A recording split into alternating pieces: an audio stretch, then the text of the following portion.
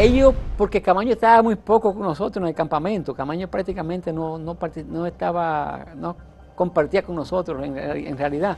Camaño vivía en La Habana e iba ya de un día para otro. Comprobaron de que había sido adrede, que Billo había matado a Trifolio Santiago, y le plantearon a Camaño si quería que le formularan juicio para meterlo preso.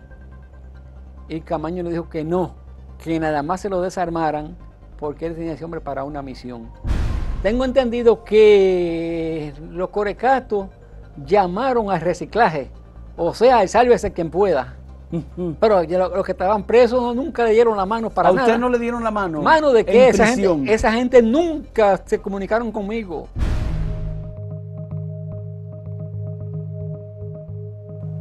Desde muy joven en Bonao, Julio Antonio Veras Delgadillo dedicó su vida a la revolución.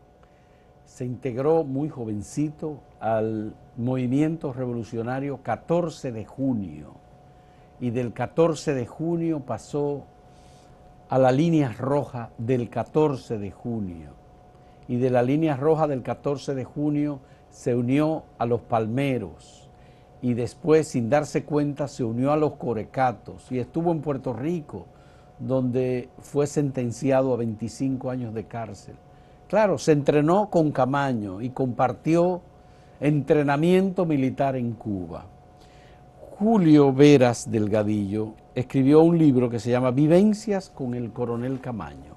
Es una copia, esto lo que tenemos, que es un relato de sus vivencias en Cuba, en diferentes lugares, en La Habana también, entrenándose para participar con el coronel Francisco Alberto Camaño en la guerrilla, que finalmente terminó viniendo al país en febrero, el día 2 de 1973. Pero además, Julio, que tenía como seudónimo en esa guerrilla Román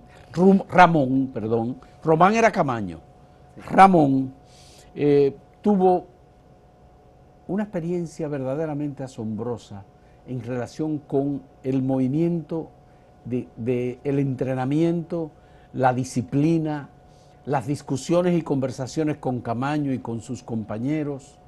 ¿Cómo era el ambiente en los entrenamientos de cada uno de los que estaban allí? Y lo tenemos aquí, se lo agradecemos a don Julio que haya aceptado venir a conversar con nosotros. ¿Cómo usted se integra, don Julio? Y perdón que comencemos inmediatamente de ese modo. Al movimiento guerrillero de Francisco Alberto Camaño. Usted estaba en Bonao y Napoleón Núñez lo invitó a usted con Alfredo Pérez Vargas a que se integrara.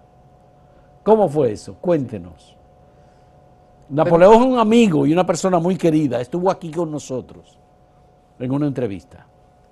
Permítanme, antes que nada, saludarlos a todos y darles las gracias por haberme permitido tener el honor de compartir este momento con ustedes. Gracias. Un momento histórico que a veces las cosas la quieren tergiversar, pero yo digo absolutamente la verdad de lo que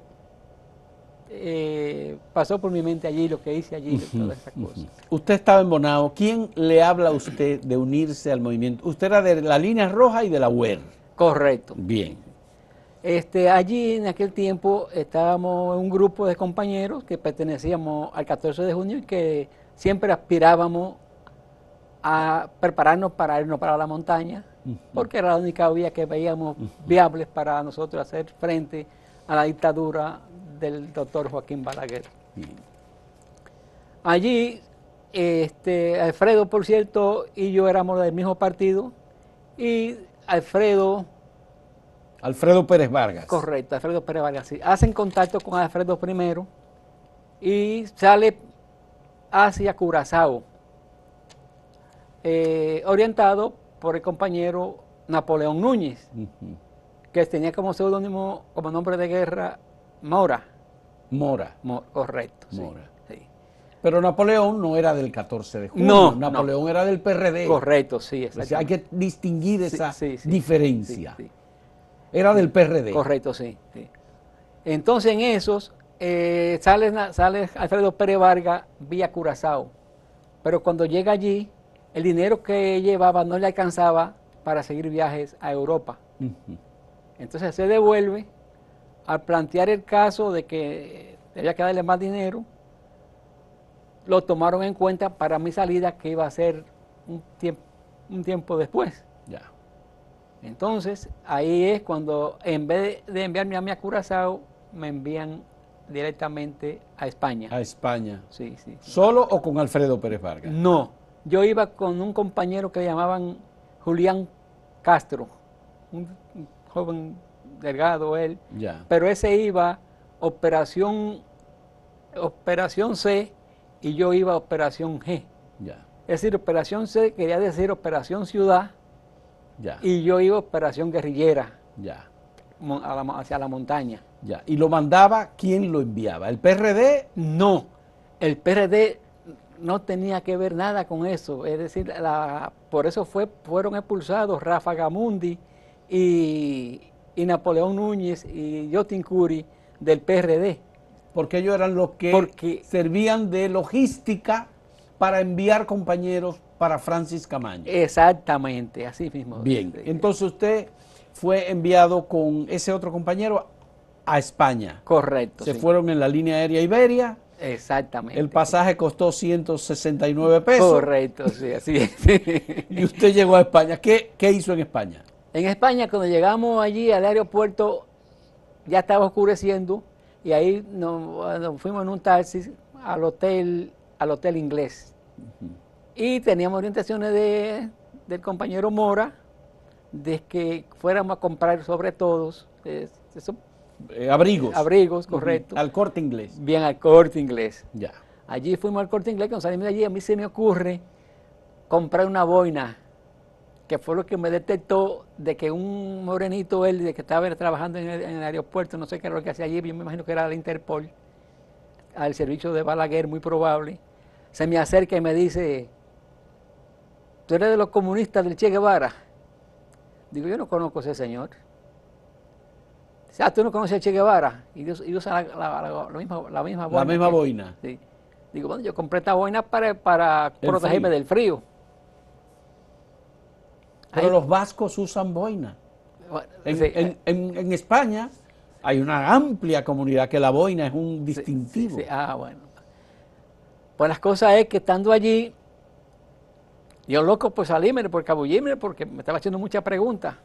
En eso llaman para el vuelo para Zurich, Suiza. Usted iba a un vuelo de Madrid a Zurich. Correcto, sí, llegamos a Zurich allí.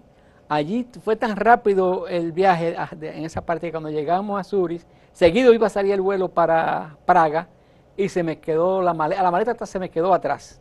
Ya. Y compramos, salimos a Praga, llegamos a Praga, allí entonces llamamos al contacto que era un cubano. Un cubano era el contacto allá en Praga. Correcto, sí. La capital de la entonces República de Checoslovaquia. Correcto, así mismo. Allí llega, lo llamamos, hacemos contacto, va donde nosotros, nos cansamos de buscar la maleta y la maleta no apareció. Y él me dijo, dame el ticket que yo mañana la busco. Así fue. Fue al otro día, nos llevó al hotel internacional. Nos dijo, tengan cuidado con una rubia que hay allí, que le gusta mucho acercarse a los latinos, y es un agente de la CIA.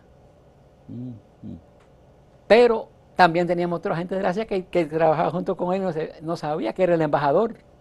El embajador de Cuba en Praga. Correcto, sí. Era un agente de la CIA. Correcto, pero nosotros no lo sabíamos. Bien. ¿Y ustedes desde Praga viajaron a La Habana? En Praga duramos como 5 o 6 días y de ahí viajamos, pero para llegar a La Habana tuvimos que pasar por Irlanda del Norte, por el Canadá, pero nada más eran escala técnica. Escala técnica. Irlanda del Norte. Correcto. Y luego Canadá. Sí, correcto. Y de Canadá a La Habana. A La Habana, correcto, sí.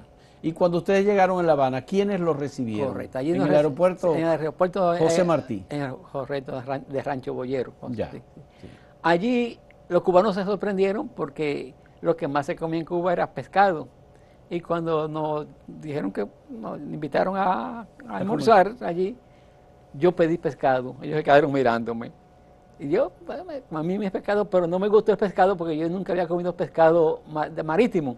Mi pescado siempre era de río y no me gustó mucho el sabor, pero me lo comí mi pescado. Pero yo no sabía que iba a comer tanto pescado después de eso en Cuba.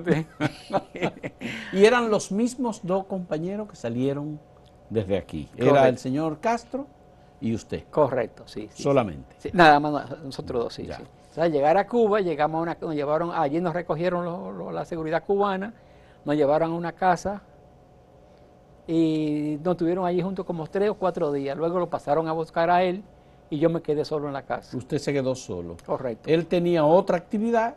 Sí, porque él iba a prepararse para la lucha urbana. Para la lucha urbana. Y yo para el campo. Y usted se iba para las montañas. Correcto, sí. Bien. ¿Y cuándo usted se encuentra con los compañeros que estaban entrenándose? ¿Cuándo Sí, usted lo llevan sí. a un campo de entrenamiento? Sí, fíjese, como a los 3 o 4 días de haberse ido el compañero ya que estaba conmigo allí, llegó ese señor barbudo con otro señor, apellido Trujillo, que era el chofer de Camaño, y me dice, ¿me conoces?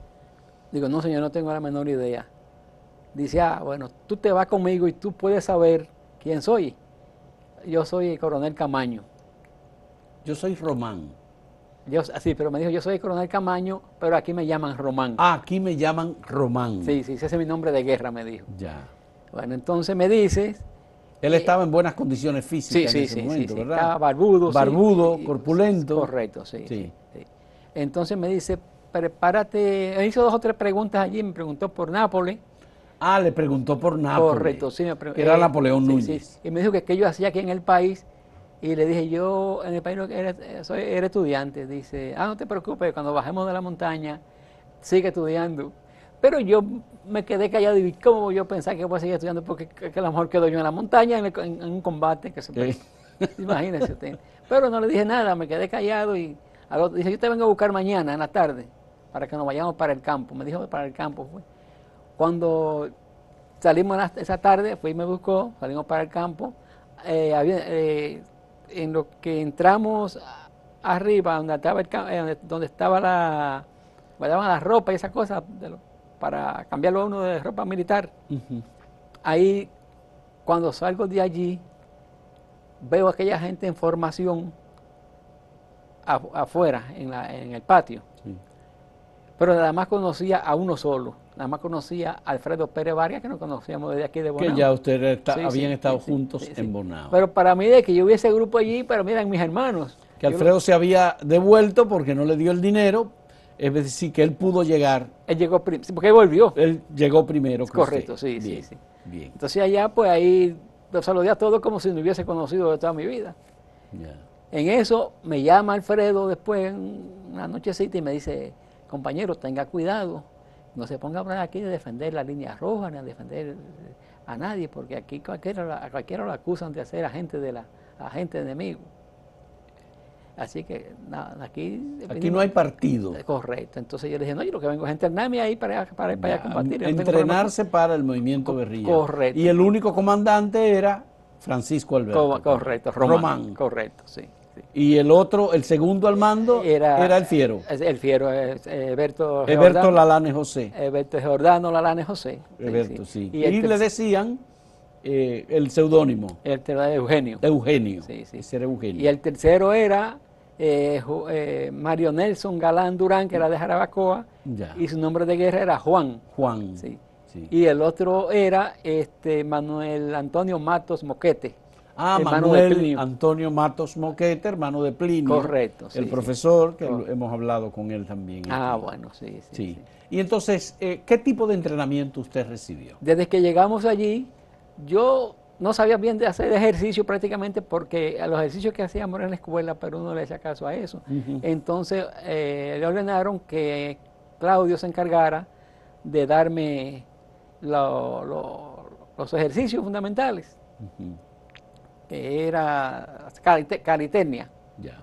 Sí. También encargaron a Claudio esa tarde de buscarme la ropa. Cuando me estaba buscando la ropa militar para ponérmela, me dice, ¿va a usar pantaloncillo? Digo, dice, ellos hay, pero se les pregunto por si acaso no quiere usarlo, porque nosotros no lo usamos. Digo, pues si ustedes no lo usan, yo tampoco lo voy a usar. Pues la cosa es que no usé pantaloncillo tampoco. No, Ya. siempre, el guerrillero no usa pantaloncillo. Ya. Sí. Entonces, que es una tragedia porque uno suda mucho y eso es lo que coge más mal olor. Entonces ustedes recibieron entrenamiento en el uso de armas, Correcto. Entonces allí comenzó. equipos militares. Correcto, exactamente. Ya. Sí, sí. A ver, cuénteme Sí, cuáles fueron los armamentos que ustedes fueron entrenados Bien. para utilizar. Primero utilizamos con unos riflecitos 22, que dice que le dicen balita U. Eso se le llama tiro reducido. Era para práctica de tiro reducido, que era con fusil 22. Ya. Entonces, luego que era tanto con blanco fijo como blanco corriendo así en una cadenita que corrían y venían, uno dándole vuelta. Era y precisión, digamos. Correcto, correcto. Era por de movimiento, de tiro de movimiento, movimiento, de correcto. acuerdo, sí. Y también después que pasamos ese curso, que era el tiro de reducido, entonces comenzamos a tirar con fusiles Mauser, con Springfield, Ujú. con FAL, FAL. ¿sí? Y esos fueron lo más que usábamos allí en la práctica. Y luego también practicábamos la práctica de táctica y estrategia guerrillera, así que hacíamos emboscadas, el grupo nos dividíamos, unos hacían emboscadas, otros hacíamos el papel de guardia del enemigo y otros hacíamos el papel de los guerrilleros, y así nos mantuvimos en esa. Ya. ¿Y qué tipo de municiones utilizaban? Usábamos municiones de tipo, el FAL por ejemplo es 7. No, pero digo, ¿eran municiones reales? Sí, en los entrenamientos. En el entrenamiento de tiro sí. Ahora, en los entrenamientos ya de fogueo, eran balas así mismo, balitas de fogueo que nada más eran balas con pólvora, pólvora nada más. Ya. Pero no tenían balas. Ya. Sí, sí. Okay. Ahora, lo que éramos, vamos a decir, jefecito de cuadra, como yo que era un jefecito de cuadra. ¿Usted fue jefe de cuadra? Sí, fui jefe de una cuadra, sí, que no sé por qué. Porque todo el que estaba allí tenía más capacidad que yo, tenía más entrenamiento que yo, porque muchos incluso habían participado en la guerra de abril. ¿Usted no había estado en la guerra de abril? No. Porque usted era muy joven entonces. Entonces, claro, en ese tiempo ya tenía edad de haber participado, pero sabes que en los campos uno en ese tiempo no tenía la posibilidad ni siquiera de salir. Yo tenía 14 años cuando comenzó la guerra. Bueno, entonces cuénteme, ¿cómo era la disciplina en el grupo que se estaba entrenando con usted? Usted como jefe de escuadra. No, allí prácticamente todo el que llegaba allí ya había pasado por un partido aquí y prácticamente la disciplina era bien. Pero ahí había gente del PRD, del 14 de junio, de la Línea Roja, del MPD, de los Corecatos, todo estaba ahí junto. No. En ese tiempo los Corecatos no se entrenaron con nosotros. Los Corecatos comenzaron a llegar después.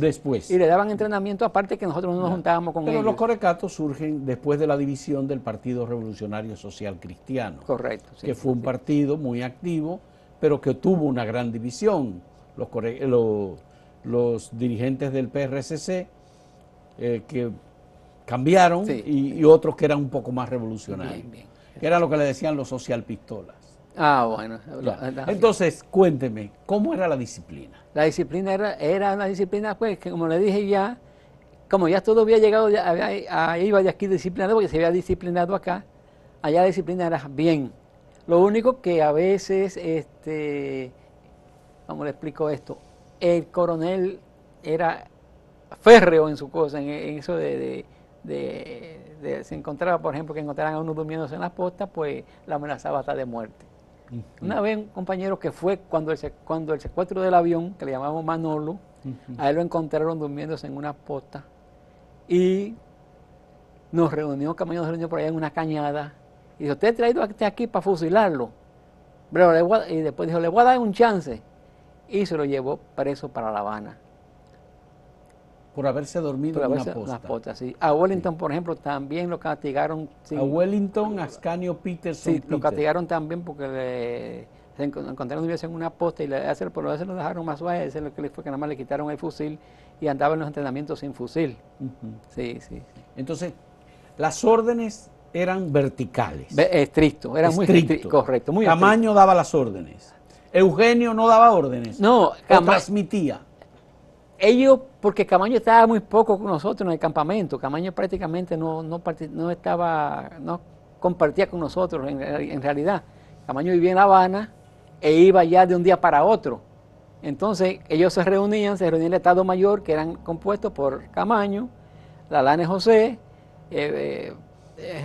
Mario Nelson Galán Durán y Manuel Antonio Mato Mosquete. Ese era el Estado Mayor. Correcto. Esos se reunían, él impartía las órdenes de cómo se hiciera el trabajo que se iba a hacer y él se iba para su Habana. Ya. Entonces, los que prácticamente se encargaban de dar las órdenes eran los otros que quedaban allí, la José. Vamos a hacer una pausa con este diálogo con Julio Antonio Veras Delgadillo. Cuando regresemos, yo quisiera que usted me diga por qué se reunieron cerca de 200 hombres en entrenamientos y finalmente Camaño vino con 8. Volvemos en un momento.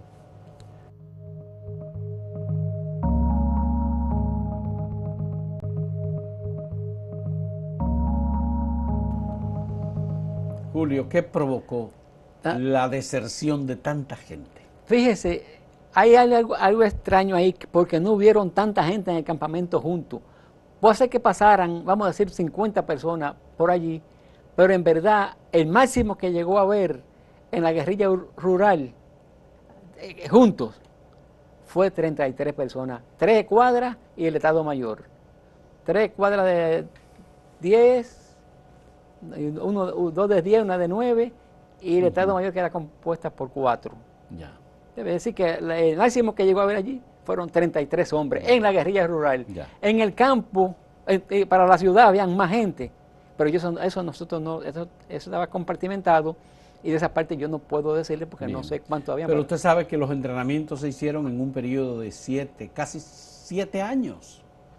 Desde que Camaño se fue de aquí en el 66, hasta el año 67 estuvo en Londres, luego llegó a La Habana, a Cuba, comenzó los entrenamientos, comenzó a recibir personas y vino en el 73. Sí. Entonces mucha gente fue, se entrenó, salió y al final no vino. Sí.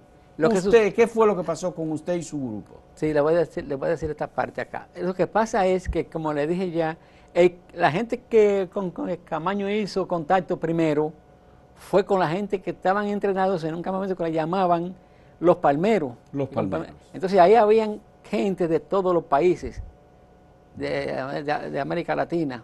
Ya, pero el grupo Los Palmeros, los comandos de la resistencia, lo dirigía Mauri Germán Aristo con Camaño. Sí, pero eso fue, después fue que llegaron a un acuerdo después que cuando Camaño llega allí, ya estaban entrenados a Mauri con su gente, que él era el responsable del grupo. Ya. Entonces, cuando Camaño llega, los cubanos lo ponen en contacto con él y se llegan a un acuerdo.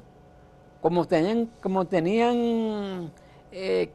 afinidad en las luchas que iban a librar aquí, la lucha armada, guerrillera, tanto en el campo como en la ciudad, acordaron que Amaury iba a dirigir la lucha en la ciudad y Camaño iba a dirigir la lucha en el campo.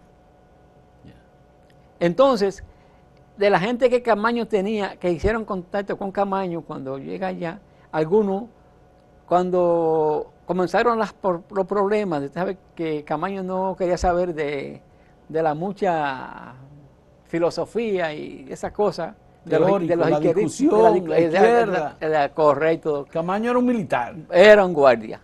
Y no dejó de ser, aunque llegó a ser socialista, no dejó de ser guardia. Siempre mantuvo esa posición drástica. De disciplina. Correcto. ¿Fusilaron algunas personas del campamento por indisciplina? No. ¿Por traición? No. ¿Por qué? Cuénteme. La única persona que allí murió fue Trifolio Santiago, que ya llamábamos José, y fue Vigilio Gómez Suardí el que lo mató. Los cubanos, al investigar cómo sucedieron los hechos de esa muerte, comprobaron de que había sido adrede, que Villa había matado a Trifolio Santiago, y le plantearon a Camaño si quería que le formularan juicio para meterlo preso. y Camaño le dijo que no, que nada más se lo desarmaran porque él tenía ese hombre para una misión. La misión para que la tenía era para sustituir a Mauri, que estaba aquí, que era el jefe de la resistencia urbana, para sustituir, mandarlo para acá, porque aún por eso fue que se ve que él retiene a la gente a Mauri y él no se le envía para acá. Que por eso a Mauri cae prácticamente solo aquí cuando el problema de la... aquí a Mauri con los palmeros, como se les llamó, el 12 de enero. Que eran comandos de la resistencia. Eran los comandos de la resistencia, ciertamente. Y eran el vínculo. Incluso a Mauri le encontraron una carta dirigida a Camaño con muchas críticas en los bolsillos. Bien. A su cadáver le sacaron la carta. Y el jefe de la policía, Neyni Barceja, dio a conocer la carta. Es una carta que se ha divulgado y se conoce ampliamente. Sí, esa carta cuando a Mauri la envió con el objetivo de que Camaño se la leyera allá a todos los compañeros en el campamento. Pero Camaño no nos leyó esa carta. Esa carta vino a ser leída después que matan a Mauri y no completa. Allí ellos lo que nos leyeron fue parte de lo que salió en el periódico y subrayada. No sé si lo subrayado fue lo que nos leyeron o la parte que no estaba subrayada, pero no, la cosa fue que leyeron nada más que una parte, le mutilaron todo lo que decía la carta. ¿Cómo es que su grupo se separa del grupo de Camaño? ¿Tuvo que ver con el problema de Catalino de la Cruz? Correcto, sí. Cuénteme lo de Catalino de la Cruz, a quien le decían Guzmán. Sí. Resulta ser que ese día llega Camaño al campamento y habían acordado hacer una caminata Camaño con Catalino de la Cruz, con Guzmán, y la Lane José conmigo. La caminata era por 3 días. Eugenio con usted. Correcto, sí. Román con Catalino y Eugenio con usted. Correcto, sí. Para juntarnos en un punto determinado a los 3 días. Pero cuando salimos nosotros por el lado de nosotros, ellos salieron por otra vía, que hacen su primer descanso. En caminatas así siempre se va haciendo un descanso de 10 o 15 minutos. Camaño le pone la mano en el hombro a Guzmán y le dice, viejo Guzmán, nosotros le decíamos viejo Guzmán, era allá. Sí. Viejo Guzmán, ya sí es verdad que nos vamos, porque yo hablé ayer con el comandante Piñeiro. Barbarroja. Correcto, sí. Y me dijo que había hablado con Fidel y Fidel ha dicho que en 2 meses ya nosotros íbamos a ir fuera del país. Es decir, que la decisión era de Fidel. Correcto, eso se creía. No de Camaño. No, exactamente de Fidel. Ni del grupo. No, exactamente. Bueno, sí. Era de Fidel. Sí. Correcto. Entonces, cuando Guzmán, por coincidencia, había visto ese día antes que supuestamente Camaño había hablado con Barbarroja, con Piñero, lo había visto que lo estaban presentando por la televisión, que estaba en África, dando una conferencia. Guzmán no le gustó porque vio que le estaban mintiendo y le dijo, mira, te voy a decir una cosa, Román, si dentro de 1 año no hay posibilidad de concreta para entrar al país a combatir, yo renuncio aquí a la organización, entro al país como puede y allá me uno de nuevo al grupo. Y Camaño le dijo, vámonos a devolver, que yo lo que voy a hacer es que te voy a fusilar por traidor. Ellos se devolvieron. Pero nosotros no sabíamos nada, nosotros seguimos. Ustedes completaron su caminata. Correcto. Eugenio y usted completaron. Correcto. Eugenio y Ramón. Ramón, correcto. Sí. Terminaron su caminata. Así es. Cuando nosotros llegamos. ¿Qué pasó después? Entonces? Cuando llegamos allá al punto, en la nochecita, llega Guzmán solo donde nosotros. Y le preguntamos, ¿y Román dónde está? Dijo, se quedó en el campamento. No nos dijo más nada. Llegamos al campamento ya oscureciendo, pero todo lo vimos normal, no veíamos nada raro. Pero el otro día por la mañana, hoy yo era jefecito de cuadra, pero yo no me enteraba prácticamente de lo que pasaba en el campamento. Me dicen, agarraron, está Guzmán preso. Digo, ¿Guzmán preso dónde? Está Guzmán preso ahí había un cuarto que era de como una policlínica que teníamos allí, entonces en el dispensario. A poquitos ratos, entonces nos dicen que vayamos a la armería, que Román se iba a reunir con nosotros. Cuando Román llega a la armería, plantea que había decidido fusilar a Guzmán por traidor. Entonces un compañero de la bahía de Baní, Joaquín Matos, allá le llamábamos Carlos, sí. Que llegó junto allá a Cuba con Alfredo Pérez Vargas, le dice a Román que él consideraba que para tomar esa decisión debían de estar allí los compañeros que estaban en La Habana. Yo no Sí, sé. el grupo estaba dividido en dos. Los que estaban... En La Habana había gente que había ido por enfermedad y cosas así, Ya. pero ya que volvían. Sí. Ya. Entonces, cuando Román aceptó, dijo, sí, está bien, yo voy a buscar a los compañeros. Vengo esta misma tarde o por la mañana. Porque él quería, de verdad, estaba interesado en hacerle un proceso a Guzmán y fusilarlo. Fusilarlo, sí. Entonces, la cosa es que cuando la noche algunos compañeros se acercaban a mí, por ejemplo, Víctor Veloz, que había sido policía escribiente de Camaño cuando Camaño era Caco Blanco. Correcto. Entonces ahí me preguntaba, compañero, ¿y qué usted cree que debemos hacer? Porque no podemos dejar que fusilen a Guzmán. A Guzmán. Ustedes todos querían a Guzmán. Lo queríamos como un padre, porque era un hombre que hacía un ejemplo de entrenamiento allí y no tenía nada que criticarle. Pero además él no hizo, bueno, lo que le dijo fue que se había extendido demasiado el tiempo de espera. Todos estábamos de acuerdo, aunque no lo decíamos, no queríamos decirlo, pues todos estábamos de acuerdo con eso, con entrar al país a combatir, y eso es lo que reclamaba, entrar al país a combatir. Y no, fue eso que fuimos. Ya, muy bien. Entonces en esos, cuando llegue el día, estamos allí en la armería, ya reunidos ya él regresó con los 4 compañeros, que eran Claudio Camaño, Juan Aquino, que le llamamos allá Pedro, Ramón Payer Ulloa, que era Ismael, que murió con ellos en la montaña, y Diego Padua. Diego Padua. Correcto. Padua. Correcto, sí. Allí, cuando estamos en la armería, que ya él va a hablar, yo le dije, Román, espérese, que yo creo que no debo estar en esta reunión porque no estoy de acuerdo con que se fusile a Guzmán y estoy dispuesto a correr la misma consecuencia que él. Es decir, que lo fusilen a usted también. También, sí, porque yo no estaba de acuerdo porque era idea que no se merecía la muerte. Y yo no fui a Cuba a entrenar para cometer crímenes innecesarios. Sí. Pues la cosa es que Román dijo, párense los que estén de acuerdo con Ramón. Yo me quedé observando a Víctor Veloz porque me había insistido mucho que íbamos a hacer ese al otro día. Y yo le decía que yo sí sabía lo que iba a hacer. Ese era el que había sido policía que era escribiendo. Correcto, sí. Víctor Veloz de Jarabacoa. Sí. Yo me quedé observando a Víctor así y fue el primero que se paró. Después que yo le dije a Camaño, y ahí se siguieron parando los otros. Se pararon 12. 12 se pararon. De 33. Pues ya nada más habíamos 23. De 23. Sí, ya los otros habían salido con el problema de la división, que ahí sí fue una división de Villo. ¿Eso es más que la mitad? Era más que la mitad. Y había un indeciso. Entonces no podía fusilarlo a los 12. Bueno, ya ahí cambió la hoja. Por eso te ve que ni siquiera presos nos metieron. Que pensábamos que era para la cárcel que íbamos. Sí. En eso fue que se paró Freddy. No, se paró Joaquín Matos, Carlos, y le quería ponerle condiciones. Y le dijo, mire, usted también se va a buena mierda, que aquí el jefe soy yo. Yo no acepto condiciones de nadie. Dijo Camaño. Sí.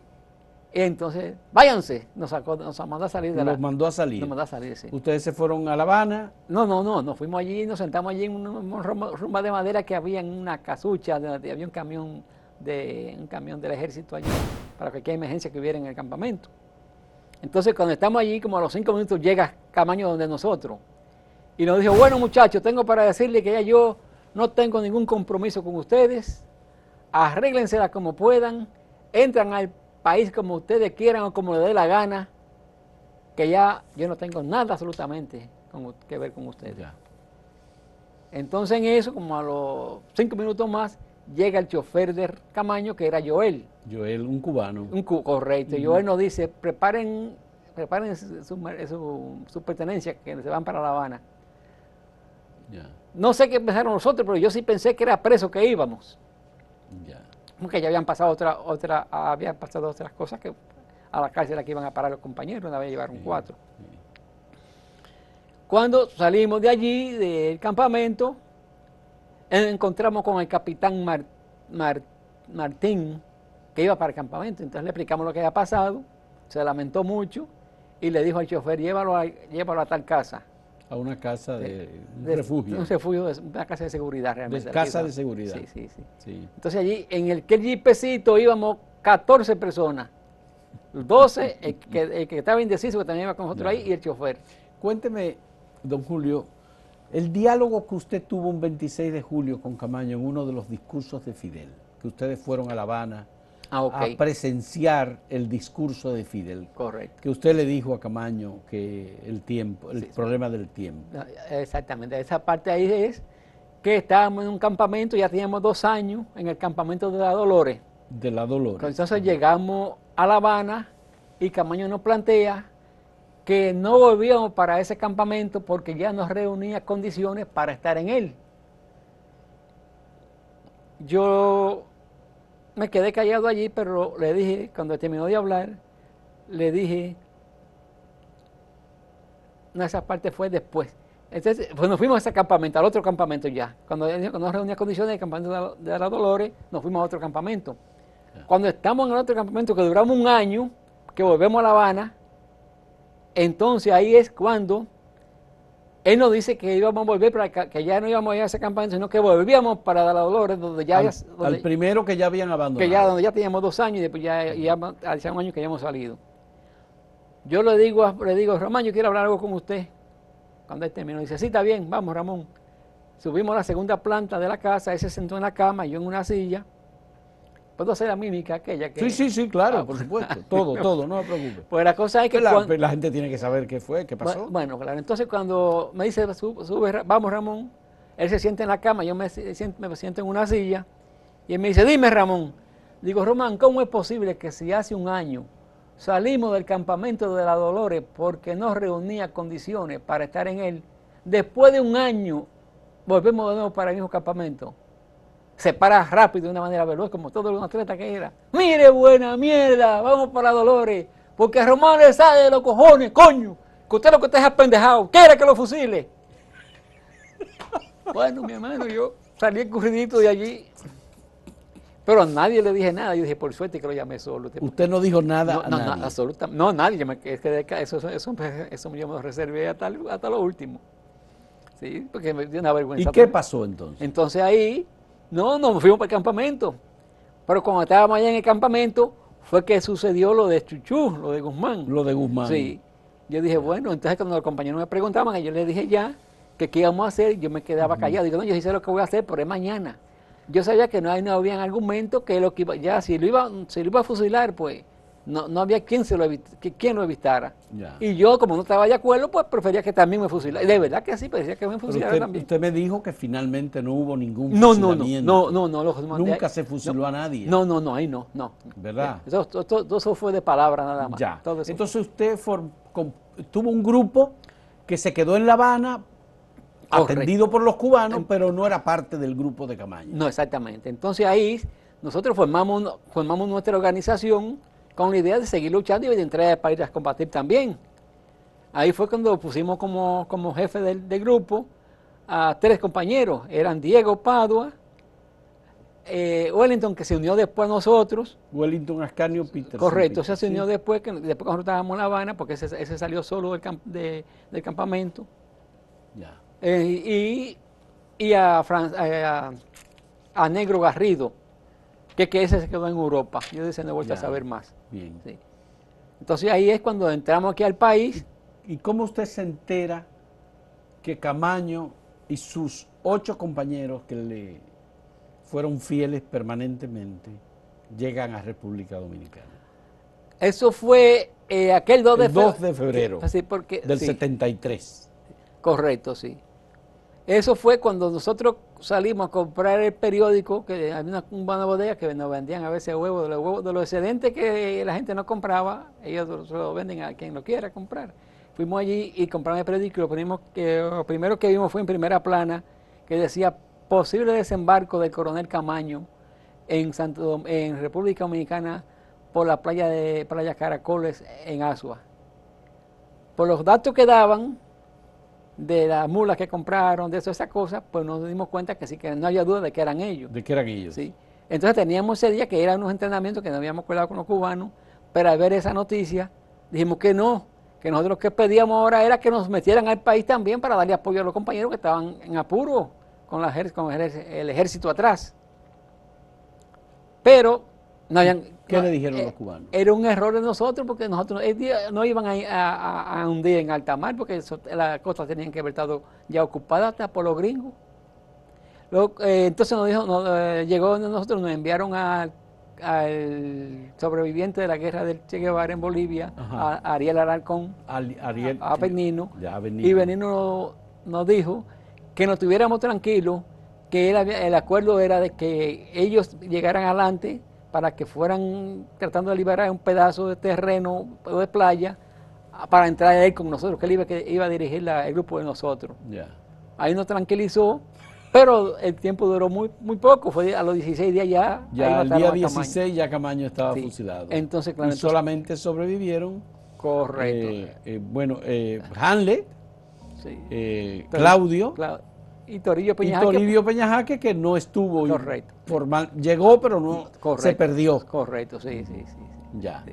Y entonces, ¿cómo es que usted termina siendo parte de las Fuerzas Armadas de Resistencia Popular de Puerto Rico? Bueno, eso fue cuando prácticamente caen presos allá en Puerto Rico Wellington, Confesor Villa Tavares y Víctor Morales Santana. Y Víctor Morales. A nosotros prácticamente los corecatos nos dejan, a la compañera, ya había una compañera también, nos dejan abandonados. Sonia. Sí, que le llamaban Sonia, sí, entonces, le decíamos la socia.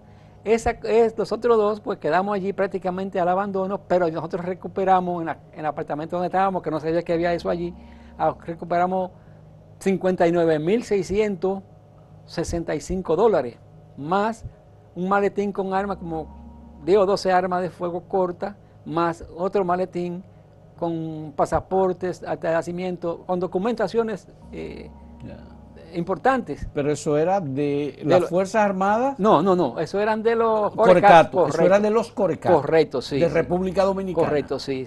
Ya, en una casa que ellos tenían. Bien. Entonces yo me di cuenta que realmente ahí fue que yo me di cuenta que realmente nosotros estábamos trabajando con los Corecatos, porque el compañero que me rescató, me habló sobre eso y que había ido allá el escritor que trabaja en el Archivo de la Nación, Roberto Casá, sí, y que le había llevado un libro. Por cierto, así lo pude yo leer ese libro, porque él me lo prestó. Sí. Norberto Cintrón Fiallo. Norberto Cintrón Fiallo. Sí. Entonces, que era de las Fuerzas Armadas de Resistencia Popular de Puerto Rico. Sí, correcto, sí. Entonces, en esos es cuando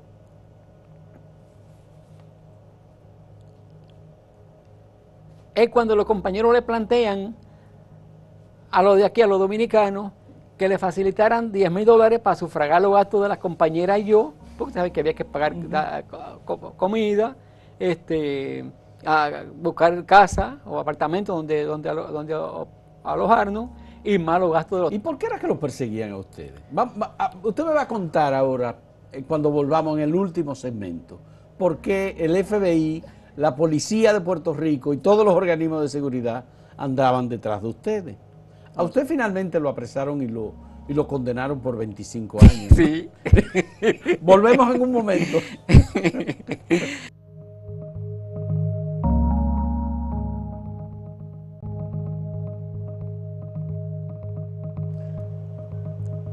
Don Julio, usted llega en 1976 a Puerto Rico. Correcto, sí. ¿Y llega como qué? Llego allá con la misión de participar en rescatar 4 prisioneros que tenían allá. 4 prisioneros dominicanos. Dominicanos, sí. Que estaban en Puerto Rico. Correcto, sí. Entre ellos Eleazar Mota, ya. Adolfo Mercedes, Julito San, sí. Y un compañero que murió, supe, que le llamaban Francisco Cote. Ya. Esos 4. Bien. Y además de buscar recursos económicos para hacer la revolución en este país. Para hacer la Porque revolución. yo si no hubiese sido para hacer revolución, yo no me voy a meter en eso. Eso, los que se dedicaron a eso y a lo que usted se iba a unir era entonces a José Confesor Villa Tavares. Correcto, sí. A Wellington Ascanio Peterson Peters. Correcto, sí. Y a Víctor Morales Santana. Correcto, sí. De acuerdo. Correcto, sí. Usted trabajó con ellos. Correcto, el que dirigía el grupo era que tenía la misión de dirigir el grupo era Víctor Morales Santana. Era Víctor Morales Santana Sí, el que tenía. Correcto, sí. la Entonces misión. le seguía como segundo Villa, confesor Villa Tavares. Y Bien. tercero era Wellington. Yo era un simple combatiente. Un simple combatiente. Sí, sí, sí. Y a ellos lo apresaron. Víctor estaba buscando un libro de Hanley Herman En México. en México. Correcto. Sí. Y ustedes estaban en Puerto Rico. Correcto, así es. Bien, Sí, que lo sí. iban a editar en Alfie Omega. El libro. Correcto, sí, sí. Bien. Y entonces, ¿cómo es que a ellos lo apresan? Primero, porque usted quedó libre. Sí, bueno, correcto. Sí, lo que pasa fue que ellos fueron a entregar una guagua que se había utilizado en un asalto a un banco, al Banco Popular de Puerto Rico. El banco más grande, privado, más grande de Puerto Rico. En la 65 de Infantería, Ya. llegando al cruce de Bien. Trujillo Alto. Ese fue un asalto muy, muy comentado, muy discutido, osado, por cierto. Y fue un asalto que se hizo en colaboración con los compañeros Puertorriqueños. de las Fuerzas Armadas de Resistencia Popular. De sí, Puerto Rico. Correcto, sí. Bien. Ellos fueron, en ese asalto, cuando ellos salieron en esa guagua, le pegaron un tiro a la guagua. A la guagua. Pero a Villa se le cogió con que quería que entregara la guagua esa a donde la habían rentado. Wellington no quería, pero hasta que tuvo que ceder porque como tenía más jerarquía que él, pues tuvo que aceptar. Tuvo que aceptar Correcto. ir a devolver Sí, sí. el vehículo rentado. Exactamente. Luego de haberlo metido en un asalto. Bien, correcto. Entonces, cuando llegan al lugar, que Villa entra con la guagua para entregarla, Wellington se queda afuera en un carrito verde de Toyota que teníamos allá. Y cuando está ya el dueño del dealer, donde se El independiente del dealer. como que notó algo raro, no sé si fue la licencia falsa o qué. La cosa es que llamó al guardián y cuando él vio que esta cosa estaba mala, comenzó a salir Villa del lugar. Villa. Pero ellos lo siguieron. Al seguirlo allá, entonces se encontró con un regoldete, saliendo a la puerta, que fue quien lo abruzó y le quitó hasta el arma que llevaba, una 45, que era el coronel Enrique Sánchez. Enrique, Ese es lo más, sí. ¿Del servicio del FBI? No, de la policía de Puerto Rico. Correcto, sí, de la Fuerza de Choque de Bien. Puerto Rico, sí. Entonces ahí es cuando lo siguen, él se logra írsele y llega a donde estaba Wellington en el carro. Sí. Ahí se montan en el carro y salen, pero cuando salen se van por una calle que no tenía salida. Allá encuentran un Volkswagen atravesado en la carretera, en la calle, y ahí le dieron reversa para irse para atrás, pero entonces ahí se chocan con una pared y ahí lo agarran. Quedan apresados. Correcto. Bien. Ahí dijeron, le dijeron que se rendían, se rindieron Ya. y lo agarraron ahí. Esos fueron los dominicanos que estuvieron presos varios años en Puerto Rico. Esos fueron por ejemplo que después yo me tocó tener el honor de contribuir a que salieran de la cárcel con la ayuda de los compañeros puertorriqueños de la Fuerza Armada de Resistencia Popular, que me dieron $3,000 y una licencia falsa para que comprara un vehículo, una van, en un dealer de eso. ¿Y usted fue? Yo fui, compré mi vehículo y fui y visité mis presos. Allá eran 3, pero ya habían llevado uno para otra cárcel que también ya lo había visitado. Y cuando volví para sacar ese otro, ahí caí yo preso. Cayó usted Pero preso. no por eso ni me lo mencionaron en la FBI, porque yo caí preso por caso federal entonces también. Entonces ¿Usted ahí cayó preso también por asalto. por asalto Sí, también? Pero nunca me mencionaron el caso de los prisioneros que yo... Pero tampoco lo vincularon con el caso del Banco Popular de Puerto No, Rico. tampoco. Entonces fue otro asalto. Sí, no, allí sí se cometían asaltos, esta gente cometían asaltos, incluso yo participaba también, porque no le voy a negar. Asaltos casi semanal usted, porque eran los recursos, había que buscar esos recursos. Había que buscar Recursos que se perdieron después aquí, no se sabe para quién. hacer la Revolución Dominicana. Correcto. Pero, Y eran los corecatos. sí, claro, los corecatos. Los sí, corecatos tenían esa línea. Sí. Ya. Bueno, que no quieran negarla ahora, que no digan que no, yo no puedo decir, yo no puedo decir lo contrario.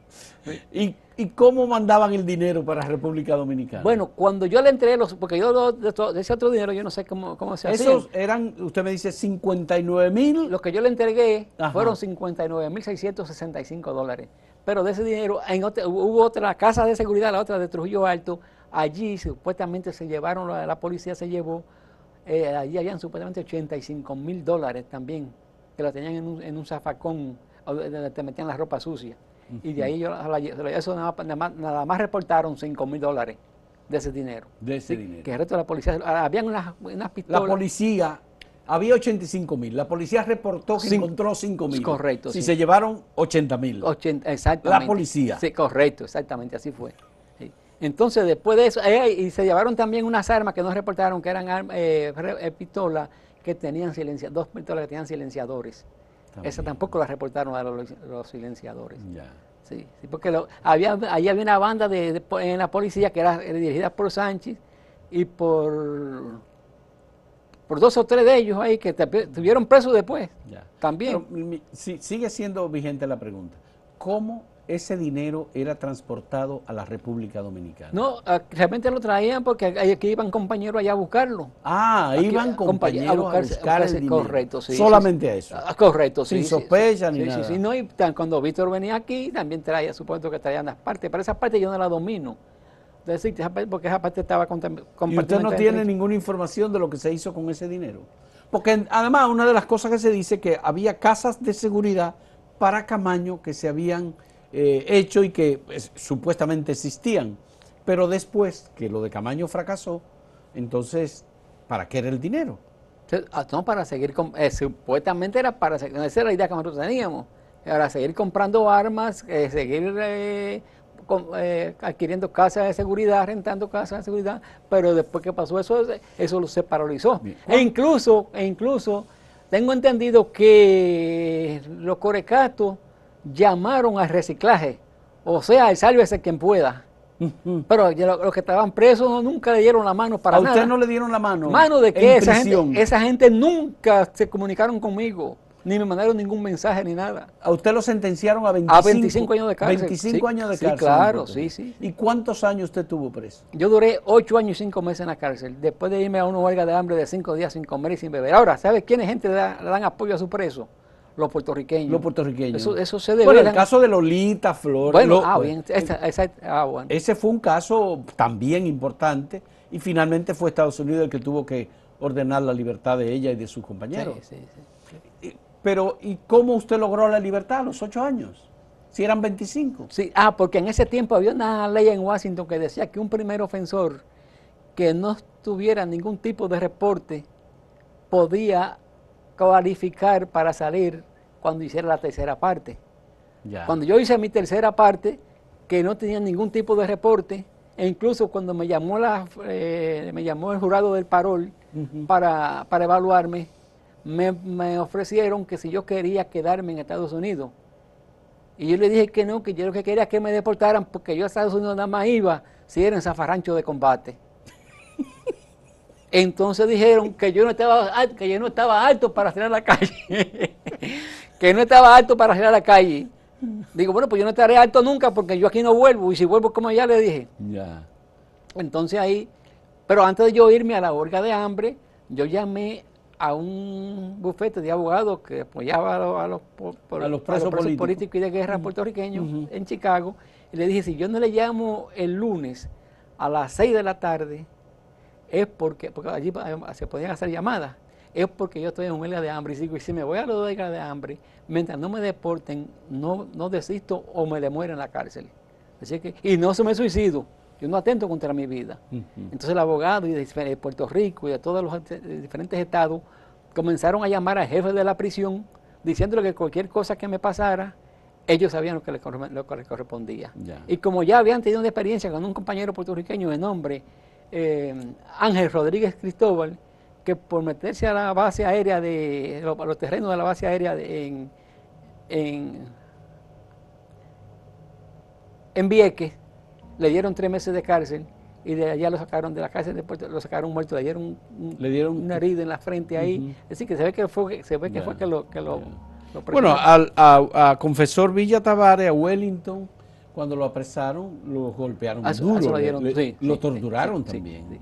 Sí. Yo no tuve esa ¿A mí no me torturaron. Me presionaron mucho, me ofrecieron de todo, pero no me dieron. ¿Y en qué cárcel estuvo usted? A mí, los 8 años. Sí, yo estuve primeramente en Puertas de Tierra, en Puerto Rico, después estuve en el Oso Blanco, del Oso Blanco entonces me llevaron a Atlanta, Georgia, de Atlanta Allí en Atlanta me tuvieron 26 días en un calabozo donde fui a evacuar 3 veces y no evacué nada, porque lo que me daban de comida era por la mañana un cuarto de una toronja partida en 4 y un pedazo, de los 4 pedazos uno.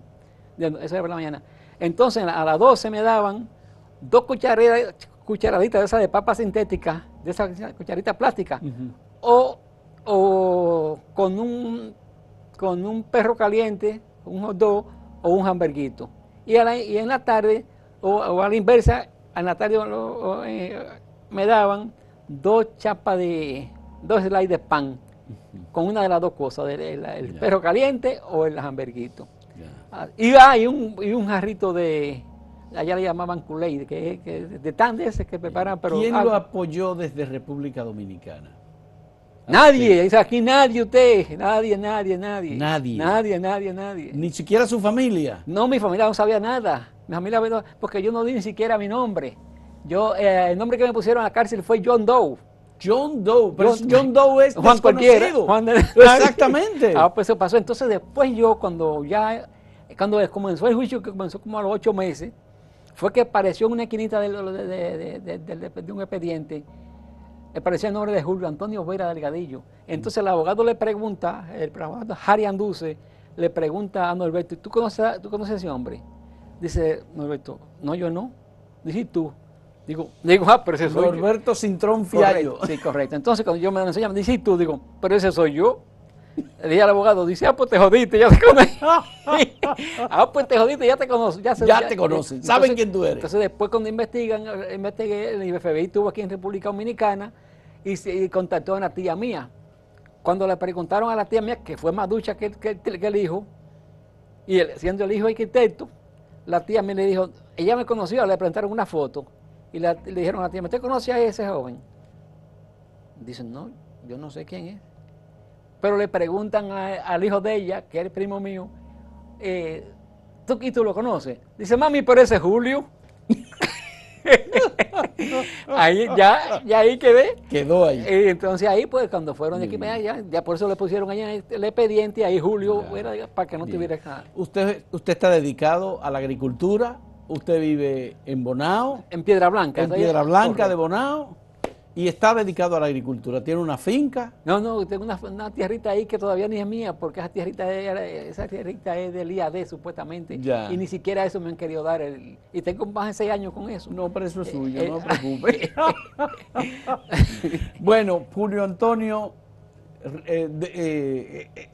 es un hombre verdaderamente extraordinario.